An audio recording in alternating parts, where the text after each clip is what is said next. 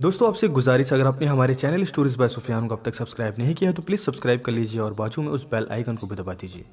एक अति सुंदर महिला ने विमान में प्रवेश किया और अपनी सीट की तलाश में नजरें घुमाई। उसने देखा कि उसकी सीट एक ऐसे व्यक्ति के बगल में है जिसके दोनों हाथ ही नहीं है। महिला को उस अपाहिज व्यक्ति के पास बैठने में झिझक हुई। उस सुंदर महिला ने एयर होस्टेस से बोला, मैं इस सीट पर सुविधापूर्वक यात्रा नहीं कर पाऊंगी क्योंकि साथ की सीट पर जो व्यक्ति बैठा हुआ है उसके दोनों हाथ नहीं है। उस सुंदर महिला ने एयर होस्टेस से सीट बदलने हेतु आग्रह किया। असहज हुई एयर होस्टेस ने पूछा, मैम क्या मुझे कारण बता सकती हैं? सुंदर महिला ने जवाब दिया, मैं ऐसे लोगों को पसंद नहीं करती। मैं ऐसे व्यक्ति के पास बैठकर यात्रा नहीं कर पाऊंगी। दिखने में पढ़ी लिखी और विनम्र प्रतीत होने वाली महिला की यह बात सुनकर एयर होस्टेस अचंभित हो गई। महिला ने एक बार फिर एयर होस्टेस से जोर देकर कहा कि मैं उस सीट पर नहीं बैठ सकती, अतः मुझे कोई दूसरी सीट दे दी जाए। एयर होस्टेस ने खाली सीट की तलाश में चारों ओर नजर घुमाई, पर कोई भी सीट खाली नहीं दिखी। एयर होस्टेस ने महिला से कहा कि मैडम, इस इकोनॉमी क्लास में कोई सीट खाली नहीं है, किंतु यात्रियों की सुविधा का ध्यान रखना हमारा दायित्व है, अतः मैं विमान के कप्तान से बात करती हूँ, कृपया तब तक थोड़ा धैर्य रखें। ऐसा कहकर होस्टेस कप्तान से बात करने चली गई। कुछ समय बाद लौटने के बाद उसने महिला को बताया, मैडम आपको जो असुविधा हुई उसके लिए बहुत खेद है।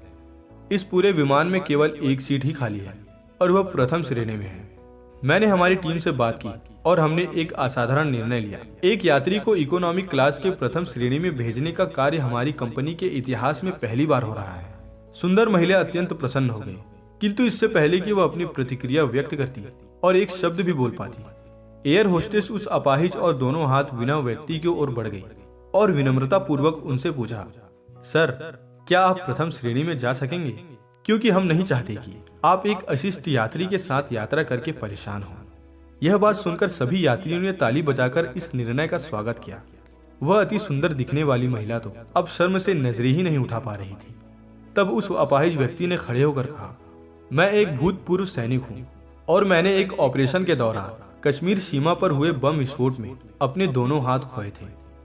सबसे पहले जब मैंने इन देवी जी की चर्चा सुनी तब मैं सोच रहा था कि मैंने भी किन लोगों की सुरक्षा के लिए अपनी जान जोखिम में डाली और अपने हाथ खोए, लेकिन जब आप सभी की प्रतिक्रिया देखी तो अब अपने आप पर गर्व महसूस हो रहा है कि मैंने अपने देश और देशवासियों की खातिर अपने दोनों हाथ खोए।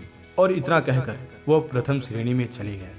सुंदर महिला पूरी तरह शर्मिंदा होकर सर झुकाए सीट पर बैठ गई। अगर विचारों में उदारता नहीं है तो ऐसी सुंदरता का कोई मूल्य नहीं।